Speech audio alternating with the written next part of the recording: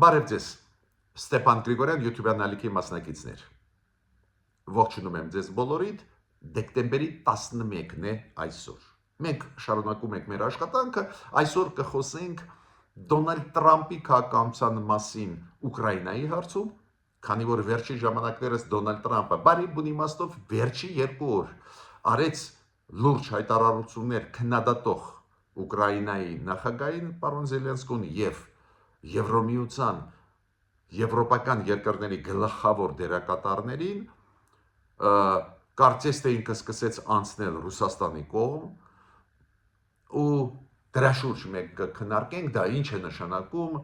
ինչ հետևանքներ կունենա։ Անպայման կխոսենք այսօր լրջագույն պատվիրակությունների մասին, որոնք Միացյալ Նահանգներից գտնվում են Հայաստանում, նաև այդ թվում պատվիրակություններից մեկը, որը գլխավորում է բանակի գեներալներից մեկը Միացյալ Նահանգների, TRIP, Դոնալդ Տրամփ ծրագրի մասին, քանի որ այդ ծրագիրը անչափ կարևոր է մեր հարավային Կովկասի համար ու Հայաստանի համար, ստեղ լավ դրական առաջընթաց կա։ Պարզ է կխոսենք Նիկոլ Փաշինյանի այցելության ու մասին Մոսկվա եւ գրառման, ինքը գրառում արեց Եվրոմիություն, ԵԱՏՄ ու մի քանի մտքերով կիսվեց, նաեւ Գերմանիայում ինքը պատասխաններ տվեց մի քանի հարցերին իր հանդիպումների ժամանակ եւ Բերլինում եւ Համբուրգում, 1-2 այս իր պատասխաններին ես ուզում եմ արձագանքել, անչափ կարեւոր են դրանք։ Ուրեմն այսօր կարևոր հարցեր ունենք քննարկելու, զարգացումները բուրն են գնում, ակտիվ են գնում։ Ես խնդրում եմ բաժանորդագրվեք, կիսվեք, լայքեք, քանի որ դա աշխատացնում է մեր YouTube-յան ալիքը, ինչը անչափ կարևոր է հայության համար, սփյուռքայության համար, Հայաստանի Հանրապետության քաղաքացիների համար, ու պարզ է խնդրում եմ բաժանորդագրվեք ավելի ակտիվ, քանի որ շատ քիչ մնաց, որ մենք հասնենք 70,000 բաժանորդագրված մարդկանց մեր YouTube-յան ալիքում, շատ քիչ մնաց, այդտեղ 100 թե 120 մարդ պետք է բաժանորդագրվի։ Ուրեմն սկսում ենք։ Դոնալդ Տրամփը ասեց, որ Ուկրաինայում պետք է անպայման անցնեն ընտրություններ նախագահական, քանի որ իրանք պետք է անցնեն 2024 թվին նախագահական ընտրությունները պատերազմի պատճառով չեն անցկացվել, բայց դա նշանակում է, որ Զելենսկի լեգիտիմությունը թույլ է ու ինքը չի կարող ներկայացնել բանակցությունների ժամանակ Ռուսաստանի հետ, չի կարողանա ներկայացնել Ուկրաինան։ Մենք լսել ենք դա Պուտինից, դա հնարք է խանգարել խաղաղությանը Պուտինի կողմից։ Ինչու այդ թեզը հիմա նորից կրկնում է Տրամփը, մի ժամանակ ինքը դա ասում էր, հետո մոռացվեց, հիմա նորից վերադարձավ այդ թեզին, չեմ հասկանում, բայց այս թեզը խոցելի թեզ է, բացատրեմ ինչու։ Սահմանադրությունը Ուկրաինայի թույլ չի տալիս պատերազմի ժամանակ, որ ընտրություններ անցնեն, ոչ Ռադայի պարլամենտի Ուկրաինայի, ոչ էլ նախագահական։ Ուրեմն ոչ բան չի խախտում Զելենսկին նախագահ Ուկրաինա։ Այո, Զելենսկին արձագանքեց ասացի Տրամփի ու ասեց, որ ինքը համաձայն է անցկացնել ընտրություններ Ուկրաինայում, միայն թե ապահովեք անվտանգությունը, որ մարդիկ հանգիստ գան ընտրությունների, Ռուսաստանը պատերազմը շարունակում է։ Մենք համաձայն ենք, ինքը ասում է պարոն Զելենսկի, ու դա ճիշտ արձագանք է, բայց ես որպես փորձագետ ասում եմ, ոնց կարա անցնի Ուկրաինայում ընտրությունները ի հակառակ Ուկրաինայի սահմանադրությանը։ Որ երկրում սահմանադրություն չկա այզևի սահմանափակում, որ եթե այդ երկրի դեմ ագրեսիա է, այդ երկրում չեն կարող անցկացվել ընտրություններ։ Բայց Դոնալդ Տրամփը դա պահանջում է, ես կարծում եմ դա կապված է նրա հետ, որ ինքը սկսում է կամաց անցնել դեպի ռուսական կողմ, դեպի Պուտինի կողմ։ Այդ պահանջը դա Պուտինի պահանջն էր, ինքը հիմա կրկնում է Պուտինի պահանջը, բայց ինքը չի հարցնում Դոնալդ Տրամփը, Պուտին, դու 25 տարի է ղեկավար ես, քո մոտ ընդհանրապես ընտրական համակարգ չկա։ Բայց կպնում է պարոն Զելենսկուն, որի լիազորությունները միայն 1 տարով են ավելացվել, էտել սահմանադրության համաձայն։ Դոնալդ Տրամփը նաև քննադատեց Եվրոմիության ղեկավարներին։ Դու պարզավ, երբ որ ինքը քննադատում է Եվրոպան, Եվրոմիությունը, առաջի հերթին խոսքը գնում է Գերմանիայի, Ֆրանսիայի, Մեծ Բրիտանիայի լիդերներին։ Մեծ Բրիտանիան հիմա Եվրոմիությունում չի, բայց Եվրոպայի առաջատար երկրներից մեկն է։ Այս երեք երկրների լիդերներին ինքը խստիվ քննադատում է, ասելով, որ չեն կարող լուծել միգրացիոն հարցերը, ասելով, որ իրանք չեն կարող դադարեցնել պատերազմը Ուկրաինայի, իրան նյարդացնում է, որ եվրոպական լիդերները թույլ չեն տալիս, որ Ռուսաստանը փաթաթի Ուկրաինայի վզին կապիտուլյացիա։ Եվրոպան թույլ չի տալիս, որ Ռուսաստանը զավթի տարածքները Ուկրաինայի։ Դա նյարդացնում է Թրամփին, բացատրեմ ինչու։ Իրոք Թրամփը ուզում է խաղացում, կասկած չկա, բայց Թրամփի համար կարևոր չի 1-2 շրջան հիմա Ռուսաստանին անցնեն, թե Ուկրաինայի մոտ մնան։ Ինքը այդ հարցերը իրան հետաքրքիր չեն։ Իրան կարևոր է, որ զինադադար հաստատվի ու ինքը ասի, որ այս կոնֆլիկտներ լուծել է։ Բայց Ուկրաինայի համար, Եվրոպայի համար տարածքային փոփոխությունները ուժի միջոցով կատարված անթույլատրելի է։ Ուստեղ կա պրոբլեմ, պարզ է Պուտինը ոգևորվեց այդ Դոնալդ Թրամփի քաղաքականության վերջի օրերի, երբ որ Դոնալդ Թրամփը ակնհայտ սկսեց քննադատել Զելենսկուն, սկսեց քննադատել եվրոպական առաջնորդներին, պարզ է ոգևորեց ու Պուտինը ասեց մենք մեր խնդիրները ուժով կլուծենք, հարց չկա, կշարունակենք պատերազմական գործողություն ու այդ հատուկ ռազմական օպերացիան կհասցնենք տրամաբանական ավարտի։ Ես պետք է ասեմ, որ Դոնալդ Թրամփը նաև գիտեք ինչ միտք ասեց, որ Ռուսաստանը ավելի ուժեղ է, ավելի շատ ունի հնարավորություն, ավելի ուժեղ է Ուկրաինայից, ուրեմն լուծումները կլինեն ի օգուտ Ռուսաստանի։ Հա, ինքը բարեբախտաբար նշեց, որ Ուկրաինայի ժողովուրդը պայքարում է, իր բանակը պայքարում է պաշտպանելու հայրենիքը, բայց իրանք ավելի թույլ են, Ռուսաստանը ավելի մեծ է։ Այդ թեզերը, գիտեք, իր մեջ պարունակում են վտանգները։ Ստացվում է, որ ով ուժեղ է, նա ճիշտ է։ Այդ սկզբունքը սկսում է աշխատել աշխարհում։ Ես հույսով եմ, որ ինչ որ ժամանակ հետո Թրամփի թիմը շատ գրագետ մարդիկ կան, մի քիչ ճշտումներ կմտցնեն Թրամփի քաղաքականության մեջ Ուկրաինայի հարցում։ Հիմա Զելենսկին շատ ճկուն հիմա արձագանքում է նախագահ Ուկրաինայի, ինքը արձագանքեց, ասեց, որ մենք պատրաստ ենք անցկացնել ընտրություններ Ուկրաինայում, ուղղակի ապահովեք անվտանգությունը, որ մարդիկ չվախանան գնան ընտրությանը։ Ու ինքը ասեց, որ այն փաստաթուղթը, որը առաջարկեցին ամերիկացիք մոտավորապես նոյեմբերի 19-ին, 20-ին, 28 կետանոց փաստաթուղթը, ինքը ասում է հիմա դարձավ 20 կետանոց, ու այդ փաստաթղթի շուրջ մենք հիմա պատրաստում ենք մեր առաջարկները ու կուղարկենք Դոնալդ Թրամփի թիմին, Դոնալդ Թրամփին, ինքը ցուցաբերում է բավական կառուցողական մոտեցում։ Ես համոզված եմ, որ ընդհանուրի չեն գա Ռուսաստանը եւ Ուկրաինան տարածքների հարցերով, Ուկրաինայի ոչ մի ղեկավար կյանքում չի համաձայնվի Դոնեցկը, Լուգանսկը, Ղրիմը տալ Ռուսաստանին ու համաձայնվել այս ագրեսիայի արդյունքներին, բայց կոմպրոմիսային տարբերակ միշտ էլ կարելի է հասնել կոմպրոմիսային, իմ կարծիքով հիմա դրա վրա էլ հենց Զելենսկին աշխատում է։ Ես պետք է ասեմ, որ այս քաղաքականությունը Դոնալդ Թրամփի եւ Ուկրաինայի հարցով եւ միգրացիոն ներքին քաղաքականության հարցերի հետ կապված միգրացիայի հետ այլ հարցերի իրոք Ամերիկայում հարցեր են առաջացնում, օրինակ մեծ դժգոհություն ոչ միայն դեմոկրատների մոտ, նաեւ հանրապետականների մի մասի մոտ կա Ուկրաինայի հետ կապված այդ քաղաքականության մեջ Դոնալդ Թրամփի միգրացիոն կոշտ քաղաքականությունն էլ մեծ ներսում Ամերիկայի մեծ դժգոհություն է առաջացնում, այլ հարցեր դժգոհություն առաջացնում եմ, հիմա չեմ ուզում խորանալ, ու դա բերում է նրան, որ դեմոկրատական ինստիտուտները, մեխանիզմները աշխատում են Միացյալ Նահանգներում։ Դուք գիտեք, որ երեք ֆեդերալ դատարանը Միացյալ Նահանգների որոշում ընդունեց, որ ազգային գվարդիան Կալիֆոռնիայից եւ Լոս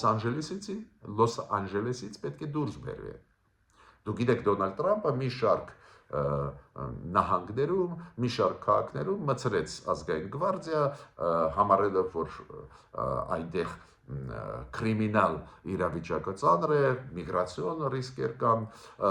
ու հիմա հակակշիռների մեխանիզմը աշխատում է իշխանության թևերի հակակշիռների դատարաններ, կառավարություն, կոնգրես սկսում են աշխատել դատարանները որոշումներ ընդունում են ու պահանջում են Դոնալդ Տրամփից իր որոշումներից հրաժարվել, օրինակ դուրս բերել ազգային գվարդիան Կալիֆոռնիայից, Լոս Անջելեսից։ Ընտրական համակարգը նաև պատասխաններ տալիս է Դոնալդ Տրամփի քաղաքականության։ Դուք հիշում եք երկու նահանգներում պարտվեցին հանրապետականները մեկ ամիս առաջվա ընտրությունների ժամանակ այդ նահանգապետերի եւ Նյու Յորքի քաղաքապետը ընտրվեց դեմոկրատը ջախջախիչ պարտության մատնելով հանրապետականին 65% հավաքելով։ Հիմա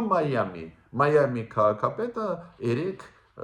երկրորդ փուլով ընտրվեց կին դեմոկրատ, նորից ջախջախիչ պարտություն մատնելով հանրապետականներին 60% հավաքելով ձայների։ Միտքս ինչու՞մ է, այ դեմոկրատիան Միացյալ Նահանգներում տեսակ ոնց է գործում։ Կարծես թե Տրամփը ունի մեծ լեգիտիմություն, կարծես թե ինչ ուզում ասում է ու ինչ ուզում կարծես թե սկսում է անել, բայց դեմոկրատական մեխանիզմները, ընտրական մեխանիզմները, դատարանների որոշումները դիմադրում են այդ հնարավոր չարաշահումների։ Հիմա Նիկոլ Փաշինյանը գրառում արեց, քանի որ ինքը թռավ Համբուրգից Մոսկվա ու ինքը ասեց մենք խորացնում ենք հարաբերությունները Եվրոմիության հետ, հիմա ես գնում եմ Մոսկվայում կլինի միջկառավարական յատեմայի նիստ ու ինքը ասում է պարզ է որ ստեղ անհամատեղելիության բաներ կան ու շատ կարևոր բան ասեց Նիկոլ Փաշինյանը ինքը ասեց որ այդ պայից հետո երբ որ այդ անհամատեղելիությունը մենք չենք կարողանալու հաղթահարել, ինքը ասում է այդ պայից հետո մենք կմտածենք վերջնական ինչ լուծում կտանք հարցի։ Ես կարծում եմ այդ մեսեջը ուղղված Մոսկվային, քանի որ Մոսկվայում շատ ցավոտ ընդունեցին Եվրոմիություն Հայաստան նոր ռազմավարական նշանակություն ունեցող պայմանագիրը, ես ասել եմ երեք ձեզ 82 կետանոց լրջագույն փաստաթուղթ շատ ցավոտ Մոսկվայում ընդունեցին ու պարզը Նիկոլ Փաշինյանը հասկանում է որ կփորձեն Մոսկվայում դրա դեմ խոսալ ու ինքը ուղարկեց մեսեջ։ Եթե մենք տեսնենք որ անհամատեղելիությունը շատ խորանում է, մենք որոշում կկատարենք, կոպիտ ասած դուրս կգանք յատեմից։ Այդ իմ մեկնաբանությունն է, իր ասածը ավելի կոռեկտ էր, ավելի մեղմ, ինքը ասեց, այ եթե անհամատեղելիությունը սրվի, կոպիտ ասած եթե Մոսկվան սրի այդ հարցը, մենք կմտածենք ինչ կանենք։ Ես իմ լրացումը տալիս եմ, պարզ է, որ ստիպված կլինի Հայաստանը ի վերջո կողմորոշվել, որտեղ է ինքը ու կասկած չունեմ, որ այդ ակնարկը հենց դա է։ Այդ դեպքում, եթե դուք ճշեք, եթե դուք դեմ լինեք Եվրոմիության մեր համագործակցությանը, մենք դուրս կգանք յատեմից։ Այդ վերջի մասը, այդ ես եմ գումարում Նիկոլ Փաշինյանի ասածին։ Նիկոլ Փաշինյանը նաև Բերլինում հանդիպման ժամանակ դգապ այդ հայտնի միջազգային այդ գերմանական է, բայց հայտնի միջազգային հարցերով զբաղվող անալիտիկ կենտրոնն է Գերմանիայի աշխատող իրենց արտգործնախարարության հետ դգապ կարճ անվանումն է այդ արտաքին հարաբերությունների միջազգային հարաբերությունների զբաղվող կարևոր կենտրոն մենք գործընկեր ենք այդ կենտրոնի հետ համագործակցել ենք վերջի 15 տարի ու շարունակում է մեր համագործակցությունը այդ կենտրոնում իր համար կազմակերպեցին Գերմանիայի առաջատար փորձագետների հետ, առաջատար դեմքերի հետ, այդ ոլորտում վերլուծական դեմքերի հետ այդ լավ հանդիպում էր, բայց նաև իրանք հրավիրեցին Ադրբեջանի դեսպանին։ Ադրբեջանի դեսպանը տվեց հարցը Նիկոլ Փաշինյանին, պարզ է Ադրբեջանը միշտ իրան առաջ է դնում, համարելով, որ իրանք խաղաղության այդ օրակարգը նախաձեռնել են, նո հասկացանք, այդ սիրում են խոսել դրա մասին, բայց նաև նորից դեսպանը Ադրբեջանի Գերմանիայում, որը տվեց հարցեր Նիկոլ Փաշինյանը նորից բացատրեց հարց մեր սահմանադրության հետ կապված։ Ես պետք է ասեմ, որ սպառիչ պատասխան տվեց Նիկոլ Փաշինյանը, բայց հատուկ ուզում եմ նշել, այդ սպառիչի մեջ որ բաղադրիչներն էին կարևորը։ Առաջինը Նիկոլ Փաշինյանը ասեց, որ մենք պլանավորում ենք փոխել մեր սահմանադրությունը 2018 թվականից հեղափոխությունից հետո։ То есть ստեղ այդ ներքին օրակարգի հարց է, ներքին գործ է Հայաստանի, ու մենք դա պլանավորում ենք անենք միջև այդ։ Հիմա, քանի որ խաղաղության օրակարգ է կապ, քանի որ այդ հարցը բարձրացնում է Ադրբեջանը, ինքը ասում է մենք կարող ենք ապացուցել, որ մեր սահմանադրությունը ոչ մի վտանգ չի ներկայացնում Ադրբեջանի տարածքային ամբողջականության համար, ու ինքը ասեց, բայց նույնիսկ եթե իր մեջ պարունակում է, հարց չկա, քանի որ այդ խաղաղության պայմանագիրը, որը նախաստորագրեց Հայաստանը, Ադրբեջանը, այդտեղ կետ կա, որ եթե այդ պայմանագիրը վերջնական ստորագրվում է, դեռ նախաստորագրված է, բայց վերջնական ստորագրվում է, վավերացվում է մեր ազգային ժողովով եւ Ադրբեջանի Միլի Մեջլիսով, այդ դրույթները ավելի ուժեղ են սահմանադրական դրույթներից։ Սպառիչ պատասխան, то есть ոչ մի վտանգ չկա։ Ավելին շատ կարևոր ակնարկ արեց Նիկոլ Փաշինյանը, ասելով, որ բայց մենք էլ ունենք հարցեր Ադրբեջանի, չէ՞։ Մենք էլ կարող ունենք հարցեր Ադրբեջանի սահմանադրության նկատմամբ, բայց հանգիստ ենք, քանի որ վավերացումից հետո Միլի Մեջլիսով, ուրեմն ոչ մի խնդիր Հայաստանի տարածքային ամբողջականության համար չի առաջացնի Ադրբեջանի այսօրվա սահմանադրությունը։ Ես հատուկ դա նշում եմ, քանի որ կարևոր է այս ձևի տեղերում, էդ էլ երբ որ քեզ հարցը տալիս է Ադրբեջանի դեսպանը Գերմանիայում, պատասխանել այլ խաղացողների առջև։ Այնտեղ առաջատար Գերմանիայի ԶԼՄ-ներն էին, առաջատար Գերմանիայի փորձագետներն էին։ Հիմա Հայաստանում գտնվում է շատ կարևոր պատվիրակություն, որը գլխավորում է գեներալը ղեկավարներից մեկը Եվրոպական բանակի Միացյալ Նահանգների Կրիս Մակինի։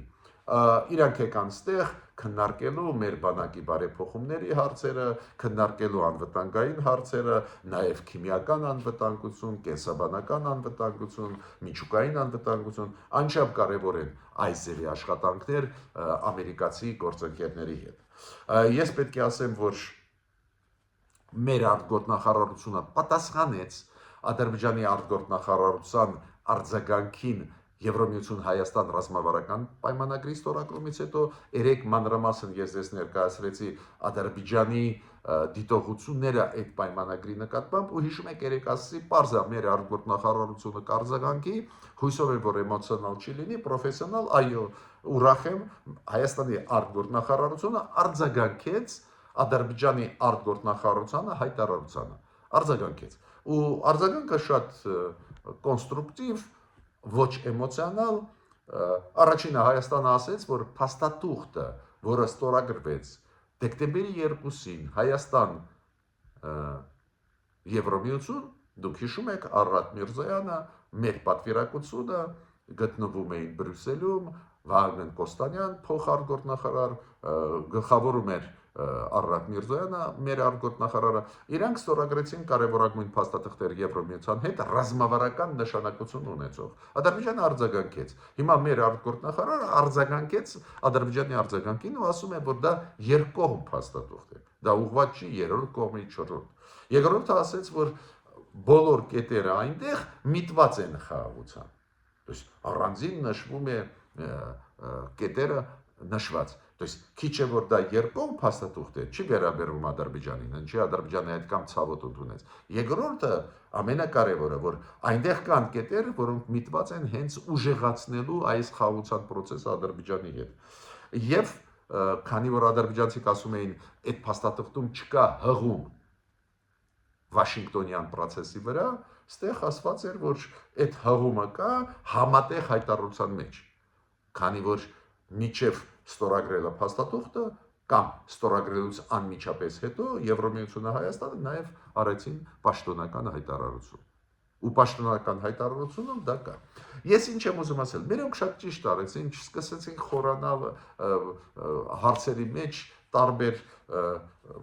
բարձրացրած ադրբեջանցիների կողմից ընդհանուր տվեցին գնահատական այդ փաստաթղթի, որ ինքը ուղղված չի երրորդ կողմերին եւ այլն։ Հիմա Շատ կարևոր դրական նորություն մեզ բոլորից համար, դուք հիշում եք իմ մոտեցումը, շատ սկզբունքային։ Նույնիսկ եթե մեր կառավարությունը շատ լավ փաստաթուղթ է ստորագրում, շատ լավ։ Ես միշտ ասում եմ, փաստաթղթի ստորագրումից հետո բավական երկար ճանապարհ պետք է անցնես, որ սկսես իրականացնել այն ծրագրերը, որը կան այդ փաստաթղթում։ Օրինակ, Հայաստանը ստորագրեց Միացյալ Նահանգների հետ ռազմավարական նշանակություն փաստաթուղթ, կամ Եվրոմիության հետ, կամ այլ երկրների հետ, վերցնենք հարևան Վրաստանը, Իրանը։ Այս փաստաթղթերը պետք է կյանքի գոչես։ Այդ անցումը շատ կարևոր է։ Ու բարեբախտաբար, այո, մենք հիմա ոչ միայն լավ փաստաթղթեր ենք ստորագրում, նաև իրականացնում ենք։ Ուրեմն սկսվեց իրականացվել Թրամփ ուղի ծրագիրը։ Նու կարճ ասում են TRIP։ Սկսվեց։ Հիմա մոտ օրերս պետք է լինեն 2 հանձնաժողովների նիստեր։ Ուրեմն այս ծրագրի շրջանակներում 2 հանձնաժողով ստեղծվեց ու նիստերը առաջինը կլինեն հայկական կողմերը այդ հանձնաժողովում եւ ամերիկյան կողմերը։ Մի հանձնաժողովը կզբաղվի պլանավորման հարցերով, ինչ ենք մենք պլանավորում այդ TRIP ծրագրերի շրջանակներում։ SSS, ճանապարհային քարտեզ։ Մյուսը կզբաղվի շինարարությամբ, կոնկրետ իրականացումով։ Այդ շատ կարևոր է։ Ինչի մասին է խոսքը։ Թրամփ ծրագրի մեջ կարևորագույն մասը, այնտեղ շատ բաներ են մտցված, բայց կարևորագույն մասը այդ մեղրի ճանապարհը վերականգնել, կամ հիմա մենք ասում ենք Թրամփ ուղի ճանապարհը վերականգնել։ Ուրեմն 2 հանձնաժողովներ առարկայական հիմա աշխատանք սկսում են։ Պարզ է, որ մենք կարող ենք նաև ստեղ հիշեցնել, որ բավական ակտիվ հիմա գնաց աշխատանք, հիշում եք, երկկողմ մենք օգոստոսի 8-ին Վաշինգտոնում ոչ միայն Ադրբեջանի հետ նախաստորագրեցինք խաղաղության պայմանագիրը, Ամերիկայի հետ 3 երկկողմ հուշագրեր ստորագրեցին, երկկողմ, մեկը կապված էր, դուք հիշում եք, էներգետիկայի ոլորտին, նաև ատոմակայանի Ամերիկայի կառուցման հետ կապված, մյուսը կապված էլ բարձր տեխնոլոգիաների հարցերին, արհեստական բանականության հարցերին, եւ երրորդը այդ խաղաղության խաչմերուկի հետ կապված ծրագրերը իրականացնել Հայաստանում։ Ինչ եմ ուզում ասել։ Միացյալ Նահանգների այս ծրագրերը իրականացման փուլ մտան, ինչը շատ ու շատ ավելի կարևոր է այլ հարցերից, քանի որ մենք կարող ենք շատ լավ գաղափարներ ունենալ, կիսվել գործընկերների հետ, իրանք էլ արձագանքել, ստորագրել, հետո բան չանել։ Այդ վտանգը հիմա չկա։ Մյուսը Ադրբեջանն է արձագանքում է, Ադրբեջանն էլ գնում են Ամերիկայի պատվիրակություններ, օրինակ հիմա շատ կարևոր պատվիրակություն առևտրի նախարարություն ինձ Ամերիկայի գտնվում է Ադրբեջանում, այդ ամերիկյան պատվիրակությունը, որը հիմա գտնվում է Ադրբեջանում, զբաղվում է հենց տրանսպորտային հարցերով, կոմունիկացիաների բացման հարցերով, ինֆրաստրուկտուրաների զարգացման հարցերով։ Դες ամերիկացիք այդ պլանը ակտիվ հիմա իրականացնում եւ Հայաստանի հետ եւ Ամերիկայի։ Ես պետք է ասեմ, որ Ադրբեջանն էլ շարժվեց այն ցանկությունը նավթամթերքը ծախել տալ Հայաստանին, ուղարկել Հայաստան շատ կարևոր ցանկություն է։ Դուք գիտեք, Վրաստանի կառավարությունը ժեստ արեց շատ դրական, ասեց, որ այս միանվագ այդ քայլը, որը Ադրբեջանը անում է ու տեղափոխում է Վրաստանի երկաթգծով Հայաստան նավթամթերքները, մենք տուրքեր հարկեր մաքսատուրքեր չենք հավաքելու, 0 մաքսատուրքեր, շատ լավ ժեստ արեցին, բայց Ադրբեջանը հիմա ակտիվանում է ու ուզում է այդ ծրագիրը իրականացնել, մեզ տալ, ծախել մեր վրա նավթը, նավթամթերքները, բենզինը, պարզ է ստեղ գդային հարցեր կան, պարզ է մերոնք կբանակցեն, բայց ինչ եմ ուզում ասել։ Ամերիկացիք հիմա ինչ են ուզում անել։ Ուզում են ավելի քիչ կախվածության մեջ լինել օրինակ Վրաստանի երկաթգծից, դա է պատճառը, որ հիմա ադրբեջանցիք, որ կախվածության մեջ չլինեն Վրաստանի երկաթգծից, հիմա ադրբեջանցիք շատ կարևոր հարց են բարձրացնում ներսում իրաց։ Բաքվից միշտ իրանք ունեին ճանապարհ դեպի Գազախ։ Սովետական միության ժամանակ ասում էին Կազախ։ Հիմա Գազախ իրենք ասում են այդ շրջանը, որը Տավուշի շրջանի հարևան շրջանն է, այդ Գազախ իրենք ունեին երկաթգիծ, որը պետք է թարմացվի, վերանորոգվի։ Այնտեղից հիշում եք կար երկաթգիծ դեպի Իջևան։ Ինչ եմ ուզում ասել։ Դրա մասին մեկ էլ խոսում ենք, հիմա ադրբեջանցիք նաև խոսում են, որ այդ երկաթգիծն էլ վերականգնել։ Ու պետք է ձեզ ասեմ, համոզված եմ, որ հետո կվերագրեն իրենց ադրբեջանցիք, բայց Հայաստանը առաջինը հիշեցնում էր Ադրբեջանին, որ ոչ միայն հարավում ճանապարհներ մենք պատրաստ ենք տալ, դուք էլ մեզ տվեք, բայց նաև եկեք համագործակցենք հյուսիսներում Ադրբեջանի ու Հայաստանի։ Այնտեղ Գազախ Իջևան վերականգնենք ճանապարհը, մենք էլ դրա մասին քննարկումներ անում ենք։ Ինչ եմ ուզում ասել, մեծ լավ պրոցեսներ են գնում, շատ կարևոր է, որ մեր պաշտոնյաները մեսիջներ են ուղարկում դրական ու ցույց են տալիս, որ Հայաստանը լի է վճռականություն, խաղաղությունը հաստատել հենց համագործակցության միջոցով, օրինակ Ալեն Սիմոնյանը, ազգային ժողովի նախագահան, իր հարց ու պատասխանի ժամանակ լրագրողներին նշեց մեկ բան, որ ինչու միայն նավթը, ասենք, կամ նավթամթերքները մենք առնենք Ադրբեջանին, եկեք առնենք այլ ապրանքներ, թող ուղարկեն, թող բիզնես անեն, մենք կանայենք գնային բաները, տես նաև այլ ապրանքների շրջանառություն պետք է լինի, տես կոպիտ ասած այս քայլերը Ցորենի քայլը, որ Ցորենը Ղազախստանի, Ռուսաստանի, Ադրբեջանի, Վրաստանի երկաթգծով մտավ Հայաստան,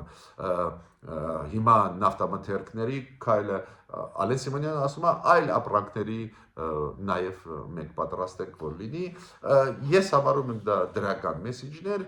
պետք է փորձել ուժեղացնել։ Այո, ես միշտ ասում եմ շատ դժվար է Ադրբեջանի հետ, Թուրքիայի հետ գործ ունենալ, բայց հետևողական պետք է մենք լինենք։